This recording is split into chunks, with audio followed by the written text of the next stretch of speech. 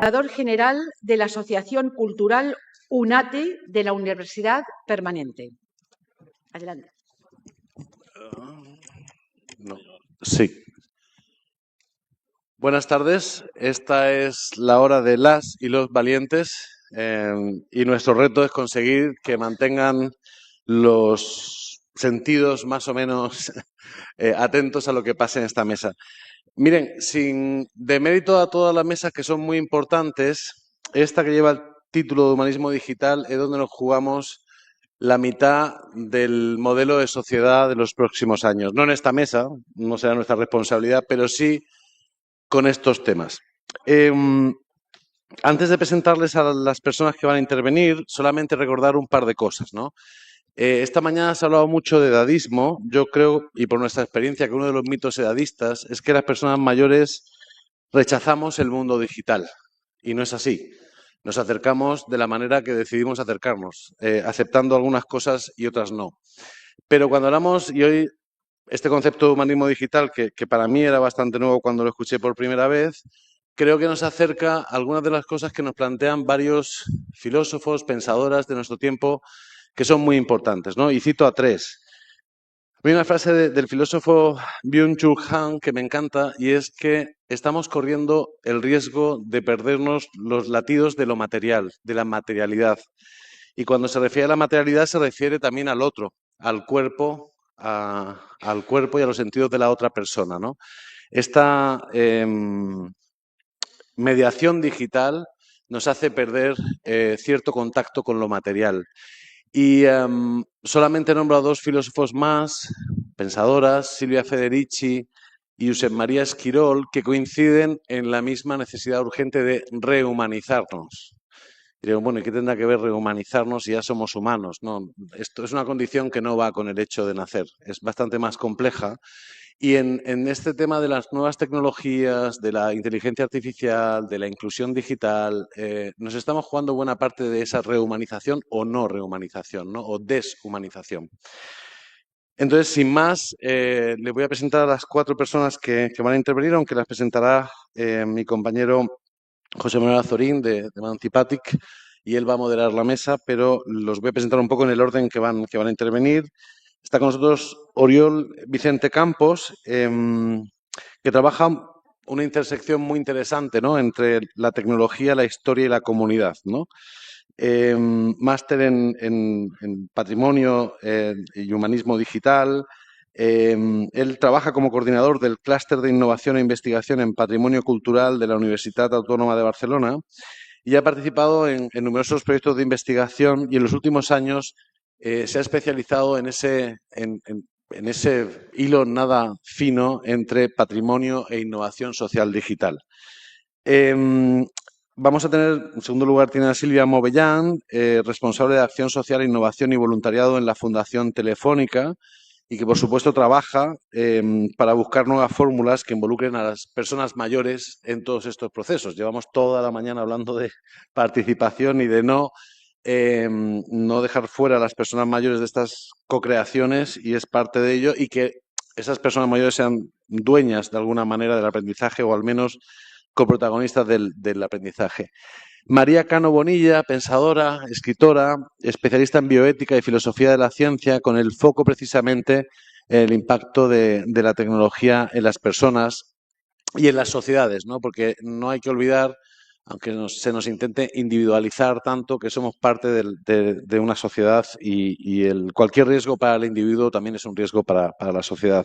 Y trabaja, por supuesto, con los riesgos de la digitalización que deshumaniza y con la exclusión que está de base en el diseño de muchas de las tecnologías que utilizamos y en la opacidad de los algoritmos. Habrán escuchado esa palabra algoritmo, que es ahora como una especie de santotum, ¿no? Parece que marca nuestras vidas. Bueno, pues los algoritmos alguien los programa y alguien los decide cómo son y trabaja mucho en ese tema de la opacidad. Y Roberto López Pensado, que está junto a mí, bueno, él decía, soy el único tecnólogo aquí puro y duro, ¿no? Es profesor y maestro en seguridad informática, en tecnología, en telecomunicaciones y lleva un larguísimo trecho en proyectos y procesos de alfabetización tecnológica. y de ese difícil equilibrio de alfabetizar tecnológicamente sin que perdamos las capacidades humanas, ¿no? o analógicas. He intentado resumir muchísimo porque todos tienen un currículum muy largo, todos y todas. Así que, José Manuel, ahora la pelota es tuya. Buenas tardes a todos. Muchísimas gracias por su asistencia. Es una hora muy mala, pero aquí estamos los que más oportunidad y provecho le vamos a sacar a una espléndida jornada de inauguración, la primera jornada del Congreso de CEOMA. Yo tengo que decir que la tecnología no solamente está condicionando nuestra vida, que ya lo sabemos, sino que va a determinar nuestro futuro inmediato. Lo está determinando ya. Yo me siento un tecno-optimista, pues no solo porque lo siento así, tengo 25 años de experiencia trabajando en tecnologías y eso me ha brindado la oportunidad de ver grandes desafíos, cómo se iban superando y cómo iban moldeando y beneficiando a la sociedad. Desde nuestra defensa del derecho universal de acceso a Internet para todas las personas, igual como el acceso al agua o a la electricidad, desde la defensa de ese derecho, cuando Internet apareció en España, comenzamos a ver transformaciones milagrosas. Les voy a poner algún ejemplo. Cómo las personas sordas podían comunicarse de forma privada, utilizando el SMS. Hasta esa fecha, las personas sordas utilizaban un intermediador para hablar con sus familiares o lengua de signos, que como todo el mundo sabemos, no es privada. Cualquiera que conozca la lengua de signos puede participar de lo que una persona comunica con otra. Eso fue un cambio revolucionario para ellos. Aún recuerdo cómo las asociaciones de personas sordas nos pedían bonos, porque entonces se cobraban especiales con precios reducidos para poderse comunicar. Lo abrazaron con mucho entusiasmo y les sacó de un pozo de incomunicación que realmente les mantenía incomunicados. Pero posteriormente, algo más difícil, a las personas ciegas. ¿Cómo acceder? Y aquí vemos una gran representación de las personas ciegas que en las comunicaciones que usaban los terminales analógicos de entonces eran de relieve en los números, puntuado en el número 5, y además la agenda no tenía síntesis de voz, no tenía un lector de pantalla.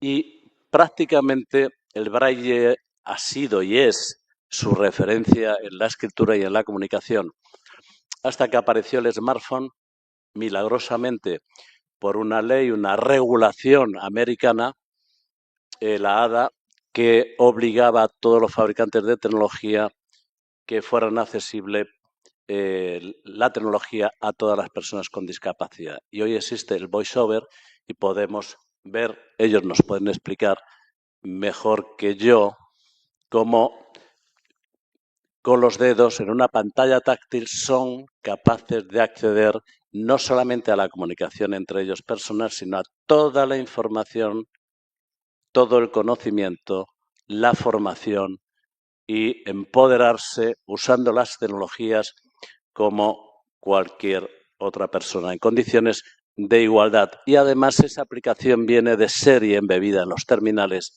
sin coste económico como hace muchos años, al inicio del Internet, que había una herramienta que comercializaba una marca y que la licencia costaba 1.000 euros. Aproximadamente, hablo de memoria. Hemos visto cómo cuando ya nace también Internet, beneficiaba a más colectivos. Se empezó a usar, y aquí en Galicia yo tengo la experiencia, el GPS para localizar a personas con demencia o Alzheimer, los primeros GPS pulseras de localización, que después también con Cruz Roja y Eulen se comenzó a utilizar para los maltratadores en violencia de género. Tengo muchas más razones para ser tecno-optimista. Por tanto, hemos hablado esta mañana de la brecha digital, pero la brecha digital, las estadísticas no son fiables. Decimos, bueno, los últimos números que nos dan son del 80% de la población mayor accede a Internet. Pero ¿qué Internet? ¿De qué Internet estamos hablando? Del que accede el WhatsApp, vale, bien. ¿Cuántos de ellos usan correo? Ya baja el porcentaje. Correo electrónico se quedan en porcentajes muy limitados, muy reducidos al 20%, prácticamente aquellos que han tenido una experiencia laboral ligada a trabajos de oficina, ofimática, etcétera, etcétera. Si comenzamos a descender en la utilización de herramientas que empoderan dentro de Internet, vemos que las aplicaciones que hacen están solamente limitadas al uso del móvil, porque más del 99% de mayores sí usan Internet en un dispositivo móvil. Y aquí vamos a buscar un término nuevo que es la pobreza tecnológica. Porque ligado al móvil solamente existen dos sistemas operativos. Como todos sabemos, el de Google y el de iPhone. Estos dos sistemas operativos, como poco, cambian de versión 2 veces al año. Tienes que actualizar la versión. Y algún día te das cuenta de que el modelo que tú tienes de móvil ya no vale. No te deja actualizarlo. Tienes que irte a un modelo superior con unos precios superiores. Pero si no lo cambias porque la siguiente versión que normalmente corrige factores de seguridad, si no lo haces, tampoco te va a permitir descargar algunas o determinadas aplicaciones. Pero si no lo haces, también vas a estar limitado de memoria, de capacidad de memoria. Y entonces entramos en otro factor que es la pobreza tecnológica, que afecta principalmente pues, al mundo rural, a las zonas, a los colectivos que antes hablábamos de las pensiones que cobran las pensiones medias o mínimas, no pueden seguir el ritmo, la evolución continua, constante de esta denominada brecha digital. Además de la formación, desde luego que tiene que ser continua, porque, como después veremos, apuntaré, el mundo digital es de una aceleración de misil supersónico. ¿Porque la velocidad de los cambios es disruptiva? Sí, sí. En la historia de la humanidad, Internet, no ha habido un medio de comunicación en la historia de la humanidad que haya exigido de forma continua, constante, la participación del usuario, de la persona. Internet no funciona si tú no tocas la pantalla. Fijaros, todos los medios de comunicación, hasta antes de existir Internet, han sido pasivos. Tú lees un libro, ves la televisión, escuchas una radio, pero no haces nada con esos medios de comunicación. Internet funciona si el usuario participa. Con un like, con un scroll, con cualquier gesto que tú mantengas con Internet. Y eso Internet lo registra. Eso hay una trazabilidad perfectamente analizada por los expertos de los Big Data.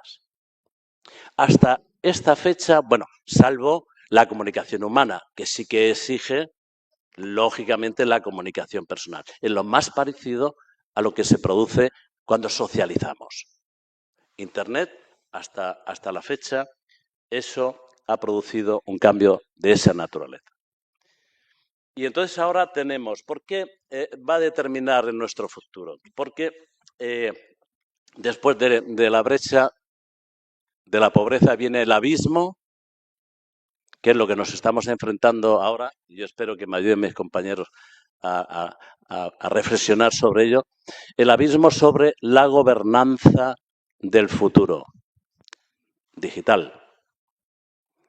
Ya sabemos, antes de entrar en los contenidos y en las reflexiones que vamos a ver ahora, el abismo al que todos estamos asistiendo sobre las nuevas tecnologías, me estoy refiriendo a la inteligencia artificial. Y tiene que ver, dentro de la inteligencia artificial, aspectos que a todos nos preocupan ya antes de la inteligencia artificial, que tiene que ver con la ciberseguridad, la protección de datos y los derechos digitales, que ya se está empezando a exigir o se está empezando a plantear la cuarta generación de derechos digitales. Yo estoy plenamente satisfecho de que el comité organizador de mi organización, de CEOMA, haya querido incluir en la agenda este asunto de capital importancia, porque creo que de verdad va a determinar nuestro futuro. Y quiero agradecer al pionero de Internet en España, Andreu Bea, que tiene una comunidad de científicos, fue uno de los pioneros en España y a nivel mundial, que nos facilitó el contacto de los ponentes, de parte de los ponentes que estamos hoy aquí. Con Telefónica nosotros ya habíamos trabajado muchísimo y sabemos de sus programas, además de ser uno de los proveedores de tecnología más importantes del mundo. Y en España yo creo que no hay ningún país que tenga un grado de penetración de Internet como en España tenemos, gracias al esfuerzo que Telefónica ha hecho por llegar a todos los puntos de este país. Por tanto, tiene su posición más que reconocida, como hemos trabajado juntos y yo conozco el trabajo de inclusión que hacen, pues deberían de estar aquí. Yo les cedo la palabra por el orden de mi izquierda a mi derecha. Primero a Oriol, que nos va a hablar de la ponencia que tienes tú, la digitalización, patrimonio cultural, ¿no? Y humanismo digital. Humanismo digital. Muy bien, gracias.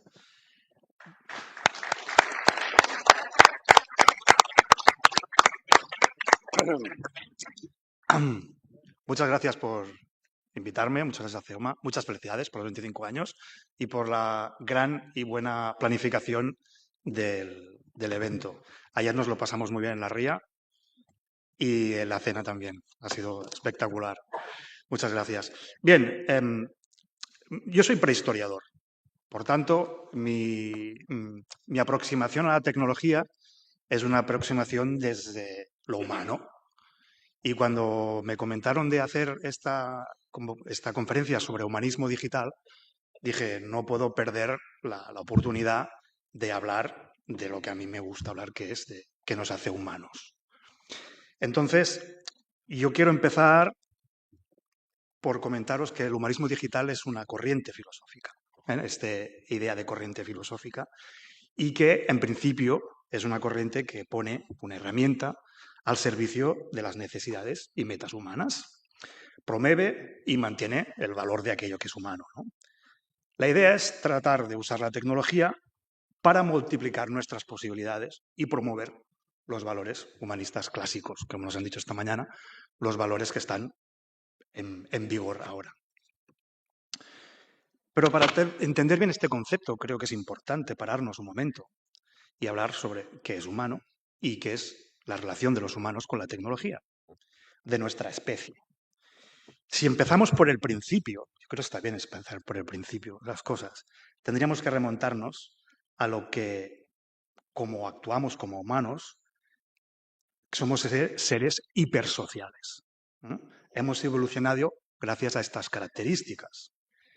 Durante los cientos de miles de años hemos configurado una especie gracias a establecer estos lazos de cuidado reproductivo, familiar afectivo y de pertenencia a grupo. Desde mi punto de vista, esta gran característica humana de la hipersociabilidad pasa por estos procesos de igualdad, de justicia y de redistribución equitativos. Por lo tanto, como animales, no podemos sobrevivir sin el cuidado de nuestras madres, del grupo. Y sería imposible llegar a viejos sin traspasar el conocimiento a las siguientes generaciones. Precisamente esta idea de conocimiento o el traspaso de él nos sirve para conectar mejor con el concepto de tecnología. Este concepto de tecnología, porque después hablaremos de lo digital, que no deja de ser una tecnología, la entendemos como todo aquello que utilizamos para modificar nuestro entorno. Desde un cesto o una lanza, la escritura, un teléfono inteligente o el acelerador de partículas. Gracias a esta tecnología hemos conseguido ocupar cada pedazo de esta Tierra. Estamos intentando colonizar nuevos planetas. Y como especie, estas innovaciones tecnológicas nos han permitido relacionarnos de formas impensables para nuestros antepasados. No solo hemos llegado a generar sociedades más complejas, sino que hemos modificado nuestro sistema relacional hasta el punto de que situaciones que solo veíamos en las pantallas ahora cada vez están más cerca. Podemos pensar en Matrix, podemos pensar en otras películas de ciencia ficción, donde este concepto, incluso el concepto de familia, puede llegar a desaparecer o puede llegar a sustituirse por otros modelos relacionales. Pero ¿dónde están los límites? Creo que estaremos de acuerdo que sin un equilibrio social dejaremos de ser humanos. Por lo que hemos podido ver hasta ahora, las contradicciones internas de los diferentes sistemas socioeconómicos han generado unos conflictos que han provocado unas transformaciones. Las aportaciones de sociólogos como Darenford y Bell en los 80 ya nos daban un poco el sentido de que el motor de la historia no es la lucha de clases, sino este conflicto derivado de las relaciones de poder y dominio en todas las esferas de la vida social. Y creo que es exactamente lo que nos estamos encontrando en estos momentos. En la actualidad, una serie de conflictos derivados de la sociedad postindustrial, donde ciencia y tecnología han tomado un papel muy relevante en las relaciones de poder y dominio. Y por sobre todas estas tecnologías, aquellas digitales, aquellas que se basan en los ceros y en los unos, son las que en estos momentos dominan casi prácticamente sobre las otras. Incluso los coches hoy en día son más digitales, electrónicos, que de combustión, ¿no? Bien, pues yo creo que ya tenemos los 4 primeros puntos a partir de los cuales entender qué es el humanismo digital. Primero, que somos seres hipersociales, animales hipersociales, que la tecnología es nuestra forma de relacionarnos y modificar nuestro entorno, nuestro día a día, que actualmente la tecnología digital es la dominante y que nuestras sociedades, nuestras formas de relacionarnos, nuestros grupos, que son cada vez más complejos, se pasan el tiempo intentando equilibrar estas desigualdades que generan la misma efecto de complejización. Vamos por humanismo. Es una corriente filosófica surgida en la Edad Media, desarrollada durante el Renacimiento, pero lo que es importante es que tengamos claro es que se sostiene sobre una concepción de la libertad humana. La idea es que somos capaces de contribuir de una forma individual a definir nuestra naturaleza, nuestra posición y nuestra función en el mundo. Y en última instancia, podemos orientar el curso de la historia. El humanismo cree en esta idea de que hay una serie de valores que se definen al ser humano, que sería el bienestar, la justicia, la libertad, la autonomía, el progreso. Y el humanismo considera que la humanidad somos los responsables de la promoción y el desarrollo de los individuos. El humanismo defiende la igualdad y es inherente a todos los seres humanos. Por lo tanto, y ahora viene un poco mi coda, cuando hablemos de humanismo digital, estamos haciendo referencia al uso de la tecnología digital para llegar a los valores intrínsecos de este humanismo. Del mismo modo, aplicar y a monitorizar que el uso de lo digital sea en el estricto marco de estos valores humanistas, de la ética humana. Podemos hacer que la tecnología sirva de herramienta para el equilibrio social y podemos aplicar los valores humanistas en el día a día de lo digital. De ahí todo este gran auge relacionado con la ética que ya veremos, ¿no? Y sobre todo de ahí el manifiesto de Viena sobre humanismo digital, publicado en mayo de 2019, no hace tanto tiempo. Pero ¿cómo aplicamos esta idea, este concepto de humanismo digital? ¿Cómo la llevamos a la práctica? ¿Cómo pasamos del constructo ontológico, ¿no?, a la realidad práctica? Uno de los ámbitos que hemos comentado antes, que he estado trabajando y que puede ser de gran ayuda, es en cómo nos aproximamos a esta resolución de los complejos retos actuales, ¿no? Lo que llamamos la innovación social digital. La idea es resolver los retos que tenemos como sociedad de forma innovadora, utilizando las herramientas que nos facilita la tecnología digital, no cayendo en el solucionismo tecnológico, sino en el uso de lo digital desde los valores humanísticos. Innovación se refiere al proceso que introduce novedades y que se refiere a modificar elementos ya existentes, con el fin de mejorarlos, con el fin de hacerlos más sostenibles. La idea no es que estamos intentando inventarnos una sociedad nueva, sino mejorar la que ya tenemos. ¿Y cómo se hace esto? Pues dotándonos de estas metodologías y estas herramientas. Partimos de que en cualquier proceso de innovación social debemos contar con lo que llamamos los agentes de la quíntuple hélice.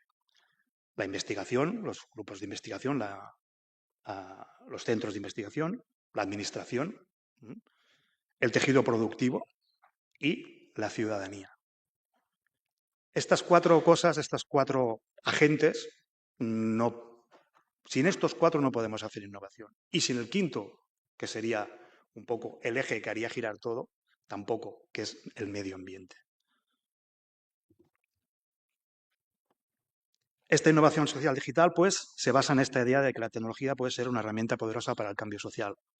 No se trata solo de crear nuevas aplicaciones o nuevas plataformas, sino de utilizar estas para empoderar a las comunidades, fomentar la inclusión y promover esta sostenibilidad. Un ejemplo destacado puede ser el uso de las aplicaciones de los móviles para el acceso a servicios de salud en áreas rurales, o lo que como hemos visto esta mañana, o pues, el uso de plataformas digitales para la educación, como vimos, ¿no?, durante el COVID-19, donde millones de estudiantes de todo el mundo se vieron obligados a adaptarse a este aprendizaje en línea. Con esta innovación social digital también creemos que este papel juega un papel crucial en la promoción de la participación ciudadana, como comentaba antes José Manuel.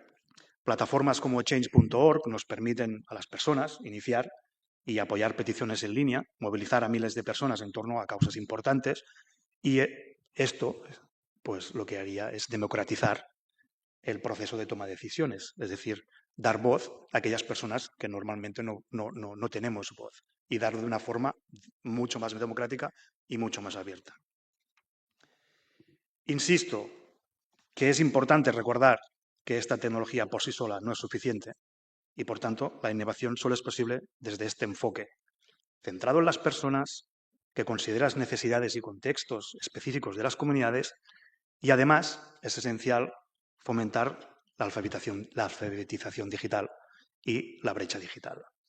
La brecha digital, como antes has hablado, no es solo el acceso de las personas, digamos, que tenemos una edad, sino también es el acceso de las personas que no tienen acceso a Internet, que no tienen acceso a electricidad. Por tanto, solo innovando socialmente podemos llegar a esto. Ya está.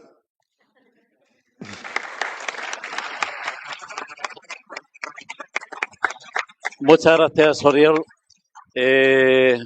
Gracias por tu intervención y además ajustado a tiempo. Silvia, tienes la palabra, por favor. Muchas gracias. Gracias por contar con Fundación Telefónica, porque efectivamente Telefónica lleva muchos años, más de 100 concretamente, contribuyendo para que la tecnología no sea una barrera, sino una palanca para conectar a las personas. Y Fundación Telefónica en concreto, porque lo que intentamos es hacer justo que donde no llegue la tecnología y hay una brecha digital, de alguna forma tratar de paliar con la alfabetización digital y otro tipo de recursos este hecho.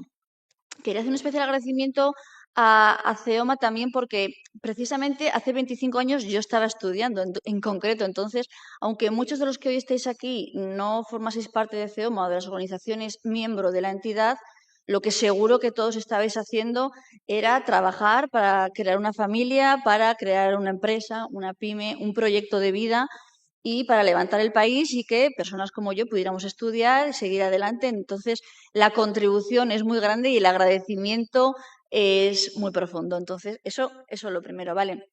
Yo quería centrar un poco mi intervención dándole continuidad a lo que comentaba Oriol y hablando de todo lo que tiene que ver con el humanismo digital como esa integración ética y humanizadora donde la tecnología se centra en dar servicio a la persona, que es la prioridad. No hace falta, desde mi punto de vista, por simplificarlo mucho, humanizar la tecnología, sino que la tecnología se ponga al servicio de la persona, la ponga en el centro y se adapte a sus necesidades. De hecho, una de las tendencias a nivel mundial tiene que ver con que no necesariamente haya robots humanoides, sino que la tecnología sea completamente invisible a los ojos y se integre en domicilios, en wearables, en cualquier tipo de sistema que tengamos en nuestro entorno, en nuestro domicilio, en los lugares donde vamos a comprar o donde hacemos vida social. Con lo que, en el fondo, un poco la idea es que esta inclusión plena se dé porque la tecnología ha conseguido grandísimos niveles de inclusión dentro de nuestras propias dinámicas y hábitos de vida. Quería hablar de 4 ámbitos muy concretos donde la tecnología ha evolucionado tanto que ha conseguido paliar y ayudar a contribuir y mejorar los niveles de bienestar de las personas mayores. No solo en nuestro país, sino también en otros muchos países. Lógicamente, hay mucho camino por recorrer, pero es verdad que en ciertos aspectos ya se está logrando medir el impacto de cómo la tecnología en aspectos sociales y humanos consigue elevar un poco este nivel de bienestar. Entonces, la primera tiene que ver con una cosa que mencionaba yo, que es lo más humano que existe, que es la socialización, el relacionamiento con nuestro entorno, con otras personas, con otros iguales. Aquí, todo lo que tiene que ver con la reducción de la soledad no deseada es una palanca de vital importancia y no tiene tanto que ver con utilizar la tecnología como una herramienta para relacionarte con otros y que, por ejemplo, tu red social sea tu nueva comunidad, que podría llegar a ocurrir, pero tiene también que ver con aquello que es una vía de entrada y un acceso más inmediato a otros entornos y otros nichos de interés que quizás no sería tan sencillo de una forma artesana y tradicional. Me explico. Si cambiamos de entorno, tenemos que ir a vivir durante un tiempo con un familiar, con un dependiente, con un hijo, vamos a una zona rural o tenemos que buscar alternativas habitacionales o residencias geriátricas, nuestro entorno social cambia completamente. Poder encontrar personas con las que conectar, con las que compartir intereses, con las que mantener un ocio que puede ser vinculado a cualquier cosa, desde temas de manualidades, senderismo, economía. Es mucho más fácil cuando puedes utilizar herramientas que te ponen en contacto con ese tipo de personas y con otro tipo de ocios. Entonces, esa brecha se ha paliado ya con bastantes soluciones que desde el propio móvil, desde la tecnología, desde una web, desde una biblioteca pública, se puede acceder para conectar personas con personas y crear esos nuevos vínculos. Todo lo que tiene que ver con plataformas de acompañamiento virtual.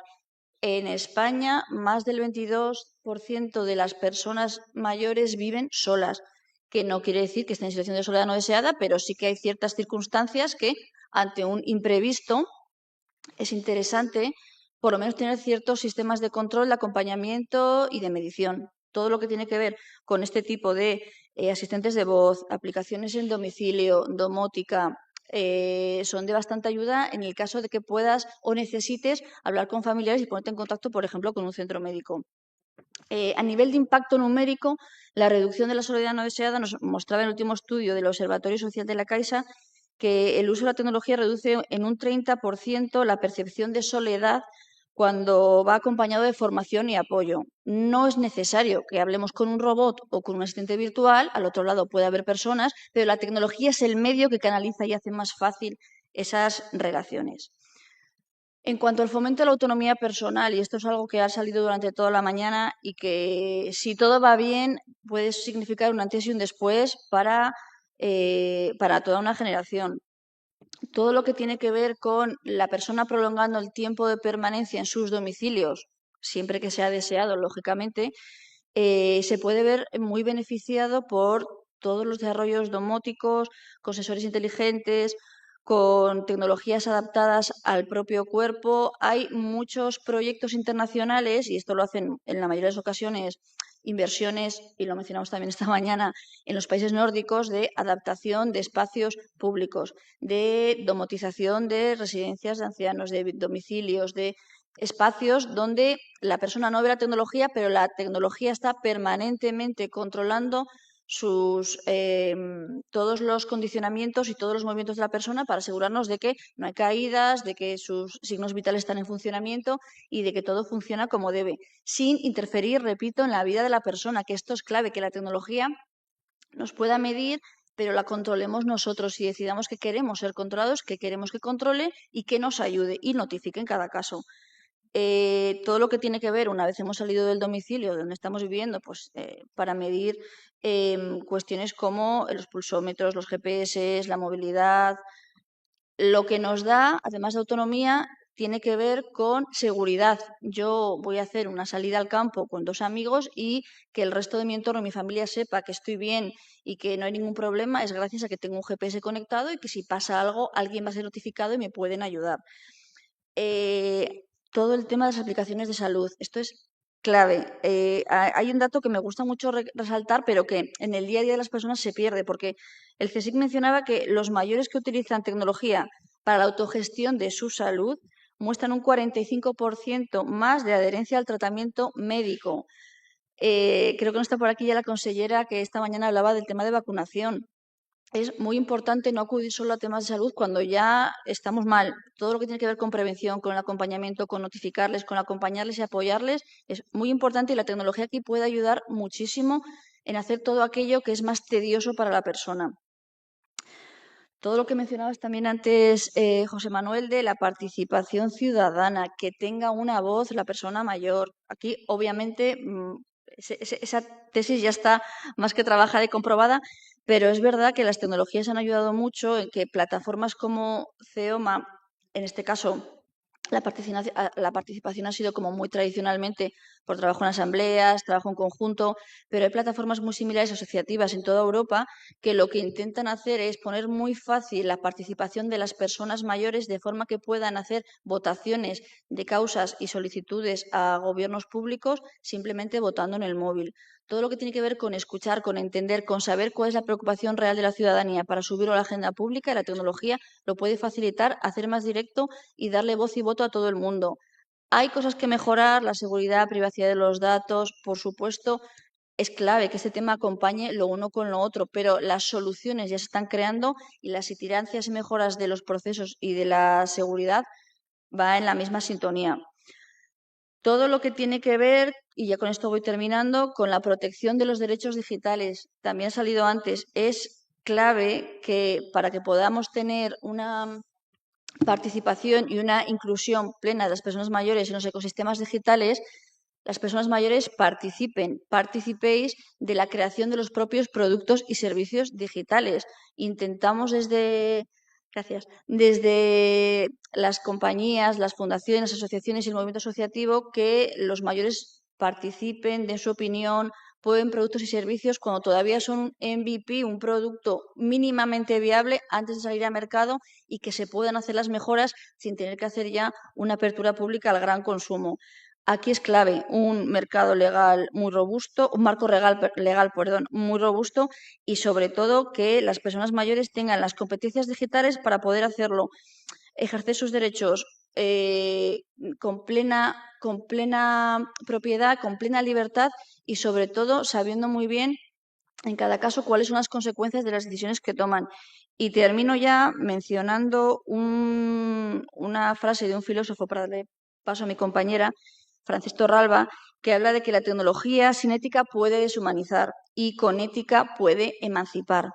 Y emancipar es a casi todos los niveles que nos podamos imaginar, a nivel ecosistema social, ecosistema económico e incluso tecnológico o, y se me ha olvidado la última palabra que iba a decir, o a todos los niveles. Entonces, intelectual, todo lo que tiene que ver con las oportunidades para crecer y para seguir adelante se puede encontrar a través de la tecnología, no como un fin, sino como un medio. Muchas gracias.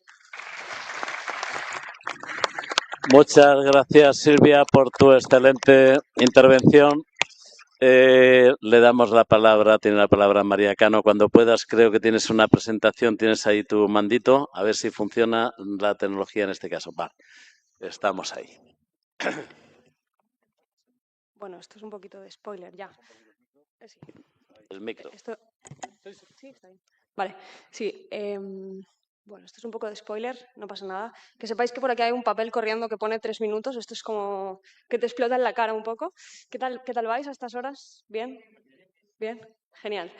Pues nada, vamos a por ello. Estaba leyendo, viniendo en el avión, que la OMS dice que en 2050 pasaremos de un 10% de personas mayores de 65 a casi un 20%, y sería lo equivalente a las personas menores de 12.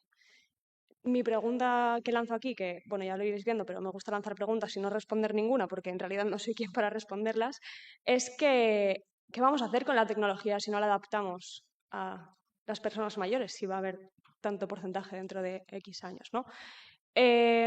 Primero vamos a hablar sobre la inteligencia artificial como un fenómeno transformador. Como ya sabéis todos y se ha comentado anteriormente, vivimos en una era que está marcada absolutamente por la inteligencia artificial y por la tecnología.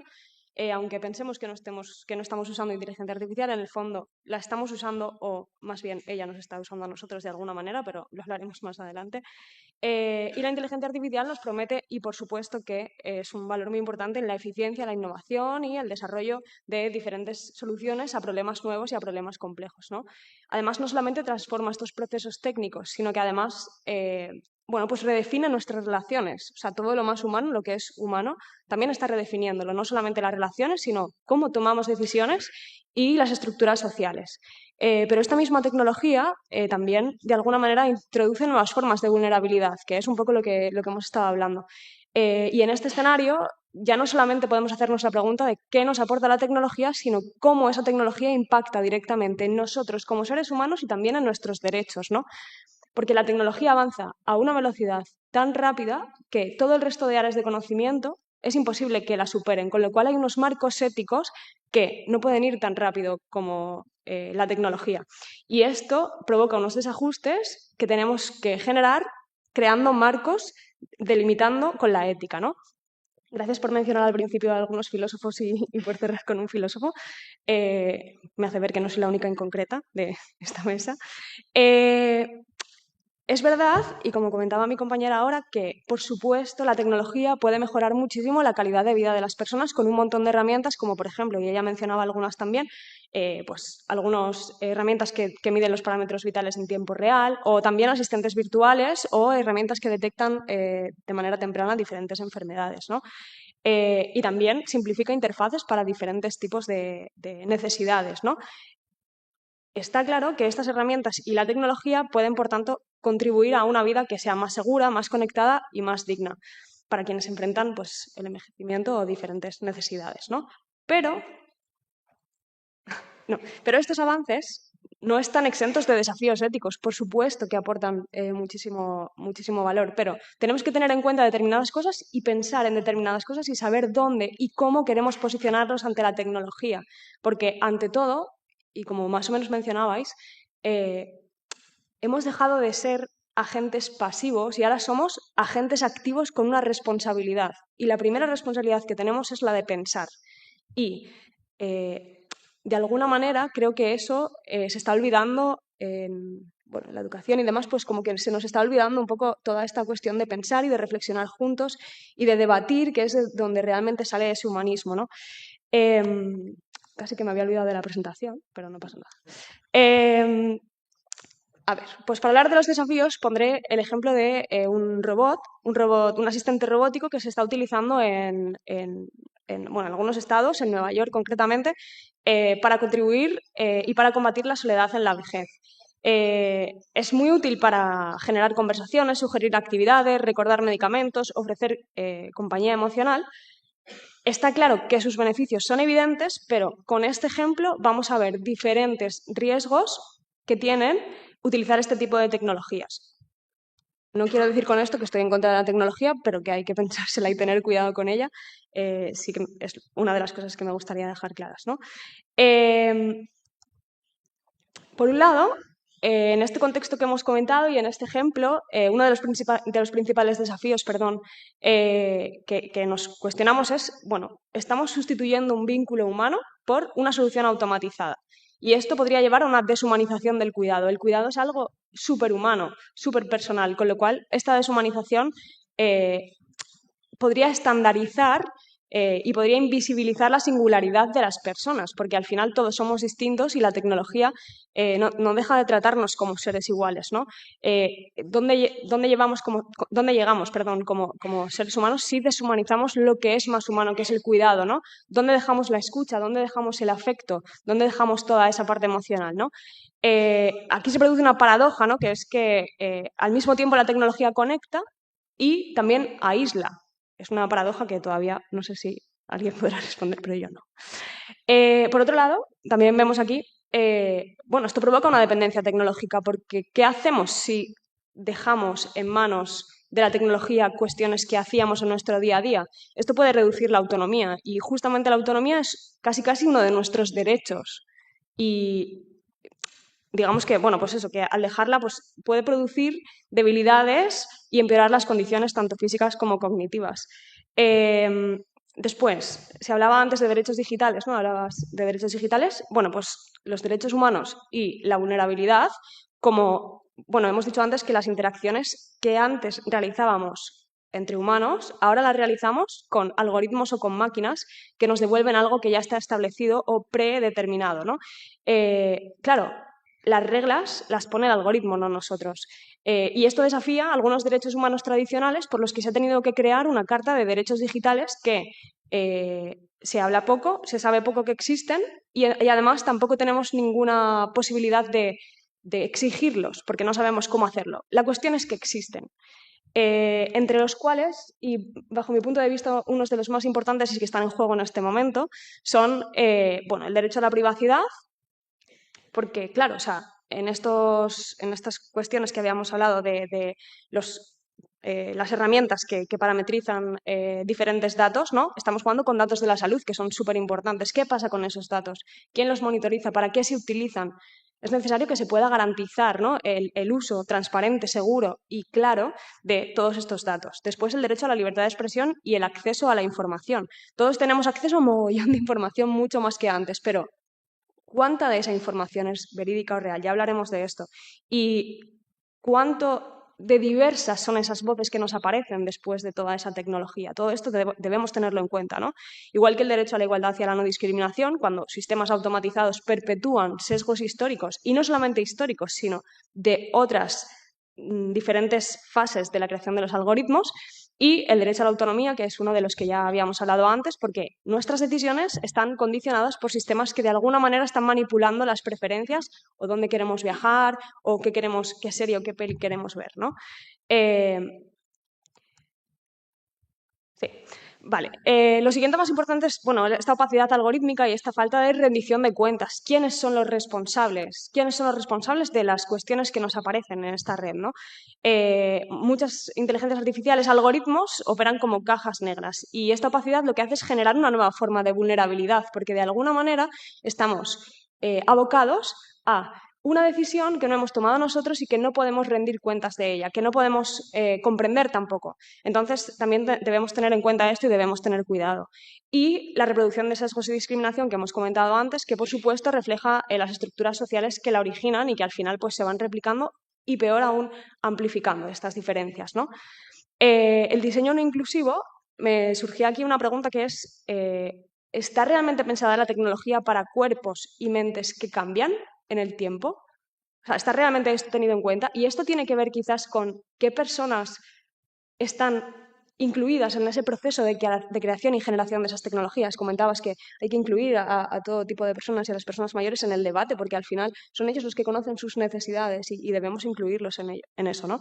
El diseño no inclusivo de interfaces no adaptadas pues está vinculada, por supuesto, con el acceso, ¿no? O con el no acceso. Y no todas las personas cuentan con la misma posibilidad de acceder a determinadas tecnologías. Por tanto, necesitamos que la tecnología y lo humano crezcan al mismo tiempo y a la misma velocidad para poder dar sentido a todo este crecimiento tan rápido que estamos teniendo. Comentaba antes que introduciríamos más el tema de la infoxicación y de las fake news y el derecho a pensar como posibilidad, porque al final esto es una cuestión que nos está casi sobrellevando, ¿no? Que al final llega un momento en el que no sabemos delimitar cuál es la verdad o cuál es la mentira. Y todo esto, en el fondo, aparte de amplificar la desinformación y también el miedo, ¿no? Hace todo más creíble. En este momento, pensar de manera crítica se convierte en un acto político y ético. Se convierte en un acto, en un derecho. Necesitamos saber y poder discernir entre lo que es verdad y lo que es mentira, porque si no, en esas líneas no podemos llegar a ningún sitio, ¿no? Entonces, este derecho ya no es solamente individual, sino también es un derecho que debería ser protegido y una responsabilidad colectiva en la que todos estamos sumados, ¿no? El derecho a pensar exige también el deber de no delegar todas nuestras decisiones sin cuestionarnos lo que ocurre.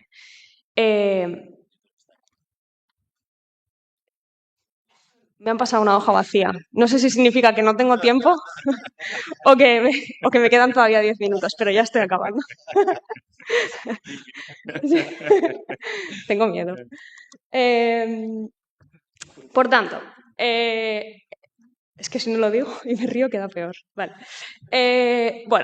Por tanto, es necesaria la visión humanista de la tecnología y la tecnología por sí sola no puede determinar el contenido de la vida. Necesitamos lo humano para poder delimitar la tecnología y necesitamos integrar el humanismo con lo técnico para crear un marco ético del que hablábamos al principio y que delimite el desarrollo tecnológico, porque si no, no vamos a poder crecer como sociedad sin miedo a las consecuencias.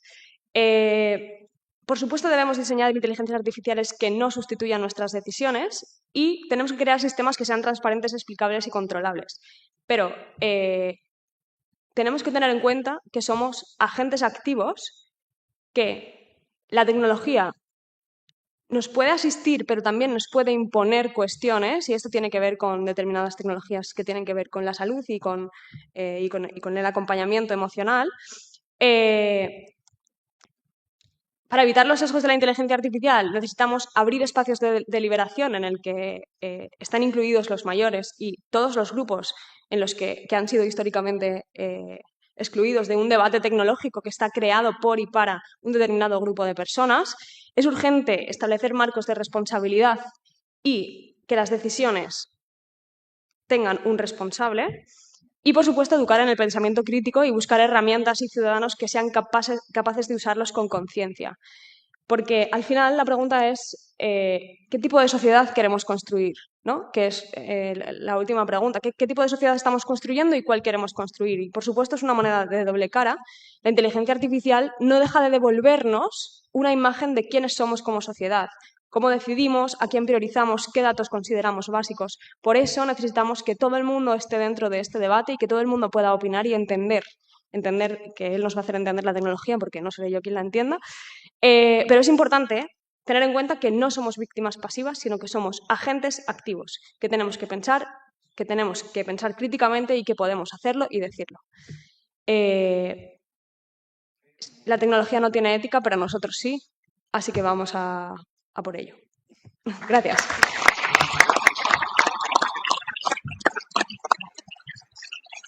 Muchas gracias por tu magnífica presentación.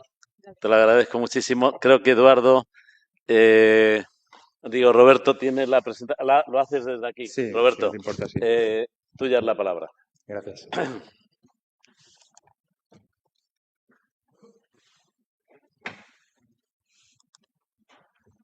Bueno, buenas tardes. Voy a intentar explicar un poco la evolución de la tecnología y dónde estamos, de dónde venimos y cómo ha ido evolucionando poco a poco para intentar entender los términos que se utilizan como inteligencia artificial, como Big Data, como smartphones, tablets, Android y cosas de esas.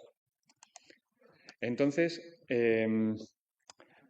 así hay dos mundos ahora mismo que se están creando. Uno que es el mundo físico, que es el transporte, la educación, las comunicaciones, la educación, los ministerios, la banca, que eso es el que conocemos nosotros. Y se está creando alrededor una parte digital que te permite unas páginas web y unos ciertos servicios que te permiten hacer educación online, te permiten comprar en Internet, te permiten, pues, el transporte inteligente que va a haber ahora, pues te dice cuándo va a llegar el próximo autobús, la interconexión entre los trenes, ciudadano inteligente, el teletrabajo que está muy de moda. Entonces, cada parte y cada ministerio va a tener una parte digital. Y ahí aparecen, eso es lo que viene, eso es en el 2050 más o menos, va a estar así la ciudad, o las ciudades, o la sociedad. La parte física y luego está la parte que se llama el ciberespacio, que es la parte de las webs y de los recursos que ponen digitales las empresas y el gobierno. Entonces, claro, el problema que hay es que depende en qué año hayas nacido, has conocido y te has criado con una tecnología. Por ejemplo, antes de la parte de la tecnología y de la electrónica y de las telecomunicaciones estaba la parte mecánica. Entonces, la gente que nació en 1800 y pico, en 1900 y pico, pues conocen perfectamente la parte mecánica, los coches mecánicos, la polea. Entonces, a partir de 1945 aparecen los primeros componentes electrónicos y a partir de los años 50-60 los satélites, luego aparece el microprocesador.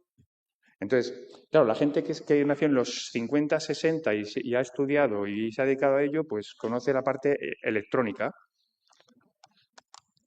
A partir de 1981 aparece el primer ordenador personal. Entonces, la gente, como en mi caso, que nací en los 70, pues tuve mi primer ordenador a los 10 años, aprendí a programar, aprendí a utilizar y me eduqué en la informática.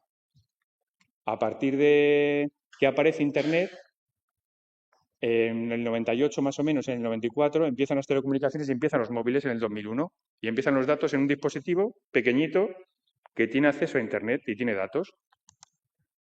A partir del 2001 empiezan esos datos, se llama Big Data, una tecnología que consiste en analizar datos masivos. Y a partir del 2012 empieza, y el 2008-2010 empieza la inteligencia artificial. Y a partir del 2020 empieza el 5G. Entonces, dependiendo, los que han nacido en el 2000, 1998, 2005, se han criado con un móvil en la mano. Entonces, ahora mismo estamos en una ponencia sobre personas mayores, y mayores somos a partir de los 50, 60, 70, 80, y cada uno ha vivido su vida profesional y su vida personal. Entonces, esto es como ha ido evolucionando la base científica, la tecnológica y las nuevas tecnologías hasta el 2020. El siguiente es el ciberespacio, del 2020 a 2050, que va a ser lo mismo que está ahí ahora en los edificios, pero se va a crear como digamos unos servicios online para hacer todo. Todo es absolutamente todo. Y hay cosas que van a ser más difíciles de hacerlas personalmente y otras que van a ser más beneficiosas de hacerlas digitalmente. Pero claro, estamos hablando, antes se hablaba de la ingeniería, la física, la electrónica, y luego se empezó a hablar de Android, de Amazon, y luego del certificado digital, del Big Data, y ahora está el ciberespacio, la ciberdelincuencia, energía, las ciudades inteligentes. Entonces, hay unos términos que se van a seguir utilizando. ¿Qué creo yo que deberíamos hacer? Dividir a las personas en dos grupos, a las personas mayores. Una, los que están en edad laboral, y otro, el que ya no está en edad laboral, porque la necesidad que tienen es diferente. Y yo creo que cada uno debe utilizar la tecnología según sus necesidades. Eso es lo que se debe hacer, porque una persona que tiene 80 o 90 años le intentas dar un móvil y Windows y mueve el ratón y dice, ¿pero para qué? ¿Para qué quiere esa persona? En cambio, le dices, una persona que tiene 80 o 90 años, que le dices que en YouTube aparece vídeos para hacer manualidades y la busca la aplicación. Tampoco hay que... O sea, cada uno tiene que utilizar la tecnología, yo considero, para lo que él necesita e irse introduciendo. Las personas que, como bien habéis dicho, que no escuchan bien o que tienen problemas visuales, pues utilizan la tecnología y el móvil te lee los libros. Fabuloso. Eso es IA. Fabuloso. Pero meternos en 50.000 cosas todas en paralelo, ahí cada uno tiene que ver lo que puede hacer. Pero yo propongo, y es normal, una formación laboral en informática, en Windows, en Office, en Excel, en Internet, en IA, para la gente que tiene que trabajar y que es bueno que lo haga a partir de los 50, si no, como bien han dicho en la exposición anterior, ¿cómo va a encontrar un trabajo una persona de 52 años o 55 que no sea informática? Si en un taller, en un taller o en un almacén, ya tiene que meter la base de datos en Excel y tiene que manejar un ordenador. O sea, tiene que haber una formación para las personas que están en el mundo laboral. En cambio, las personas mayores que están jubiladas o que ya no quieren, ¿cómo decir? Ya no se quieren meter al 100% en la tecnología, deberían ser formadas o talleres, algo específico. Yo di clases en Inglaterra a una persona de 89 años que quería imagen en digital. Y entonces yo era voluntario y le di. Yo alucinaba porque la persona tenía un ordenador, tenía sus cámaras de todo y lo que hacía era, le enseñaba a meter las fotos, a copiarlas, a editarlas y es lo que necesitaba esa persona. No necesita un smartphone con 50 apps, una persona de 90 años. Entonces, esto yo creo que podría ser un buen enfoque para hablar. Aquí vamos a hablar sobre el humanismo digital, si la tecnología debe estar al servicio de las personas o si debe ser más humana o no. Pero la tecnología sigue avanzando y va a avanzar. Y va a seguir avanzando hasta el 2050, 2080, que ya no digo que volarán los coches, pero te aseguro que muchas cosas se harán digitalmente y la gente se pondrá chips. Aquí la gente lo hará. Siempre habrá 100.000 que se pondrán un chip. Cada uno decide hasta dónde quiere llegar. Entonces, por ejemplo, ¿qué es más inteligente? ¿La inteligencia del ser humano o la IA? Yo considero que el ser humano, porque la IA, ¿qué es? Miles de ordenadores configurados para darte una solución. Bueno, pues metemos a 100.000 personas y pensamos todos a la vez quién es más inteligente. No se puede comparar una persona con la IA. Entonces, el humanismo digital es ¿dónde están los límites de la IA? ¿Te va a dar la solución? Yo siempre he pensado que yo me creo las cosas que me dicen según quien me las diga. Por ejemplo, si es referente a, no sé, a ordenadores, créete lo que te diga IBM porque ellos los fabricaron. Si es algo sobre medicina, créete lo que te diga el Ministerio de Sanidad o la Universidad Politécnica Autónoma de Madrid, la Facultad de Medicina. Pero, ¿te vas a creer lo que te diga un software? Eso es lo que me hace pensar a mí. Otra es la inteligencia artificial. Para ciertas cosas sí, para ciertas cosas no. Han hecho robots que puede suplantar el trabajo de 10, 100 personas. Pero si el robot levanta piezas de 1.000 kilos, ¿está justificada? Si tiene que levantar piezas de 1.000 kilos, ¿está justificado un robot? Vale, entonces según la aplicación que sea. Y eso existe. Está la parte industrial, la revolución tecnológica, la revolución de la industria, el Big Data, todo eso está según la aplicación. Otra aplicación son la robótica en la medicina. Por ejemplo, gracias a los analizadores de muestras, durante el COVID se pudieron analizar miles de millones de analíticas en menos de un día. Impresionante. Y buscando patrones. Y ahora te hacen test, van a sacar un test que te hace, diagnostica cáncer de mama con el sudor.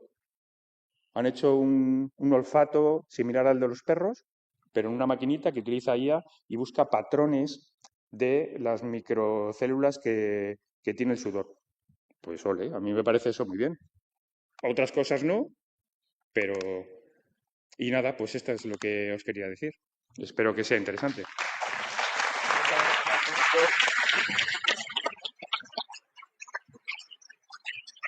Muchas gracias, Roberto, por tu intervención. Enhorabuena, gracias. Bueno, yo creo que vamos bien de tiempo. En todo caso, este es un tema que requiere mucho tiempo, muchas reflexiones, se abren muchos interrogantes. Hace no tanto tiempo, The Times publicaba en su portada la inteligencia artificial ángel o demonio. Y todavía los filósofos y los tecnólogos siguen debatiéndose y los gobiernos en cómo regular esto. Hablando de ángel y demonio, me viene una reciente publicación del Papa que nos ha dejado Francisco, que en un mensaje de Año Nuevo se pronunciaba en estos términos sobre la IA. La inteligencia artificial debería estar al servicio de un mejor potencial humano y de nuestras más altas aspiraciones. En la nota que publicó en Antigua en Nova de principio de 2025, el Papa Francisco recordaba la importancia de no confundir la inteligencia artificial con la humana, y su desarrollo debe acompañarse de una ética basada en una visión del bien común, capaz de favorecer el pleno desarrollo de las personas.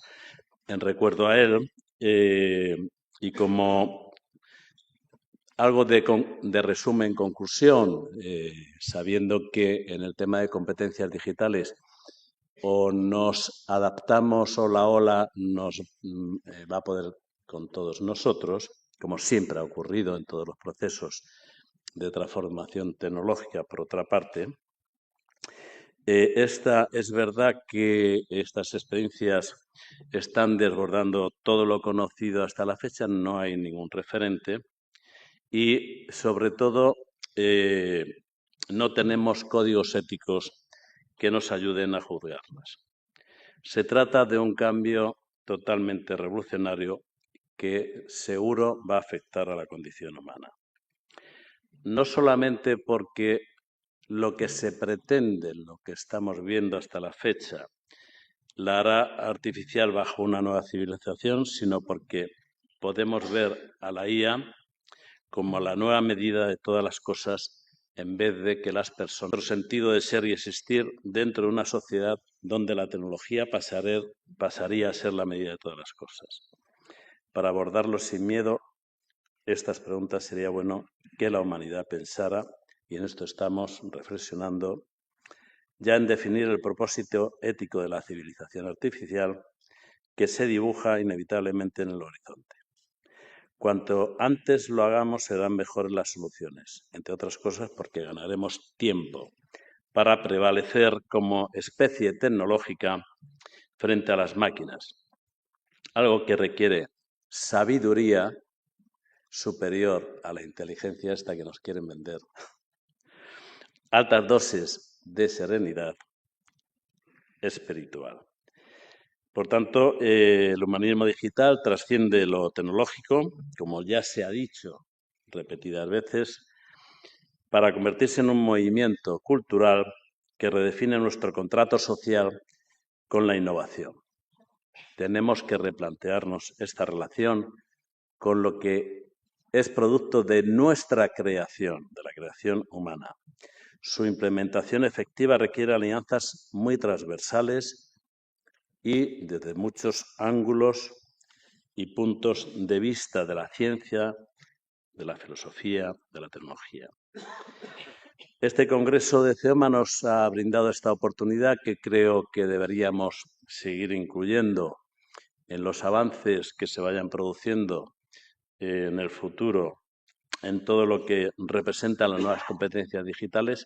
La inteligencia artificial no le va a quitar el trabajo a nadie, se lo va a quitar al que no se adapte a entender y a cómo convivir, y a cómo negociar y pactar con esas nuevas tecnologías que vienen, para convertir a las personas mayores de sujetos pasivos, como ya hemos dicho durante todo este congreso, en arquitectos activos de su inclusión digital.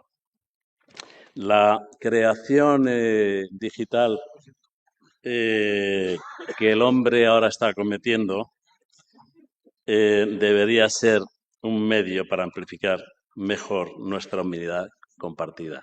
Muchas gracias, presidente. Te dejo, por favor, que finalice.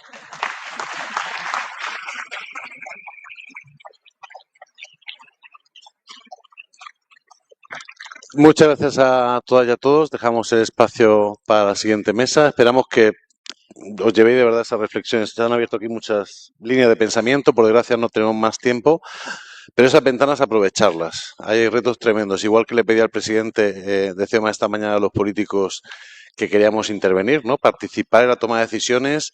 Yo diría que a las empresas privadas, que son las que están desarrollando básicamente las tecnologías, porque los estados no tienen la velocidad ni la capacidad, también les debemos pedir tener nuestro espacio. Muchas gracias y les invito a quedarse con la siguiente mesa.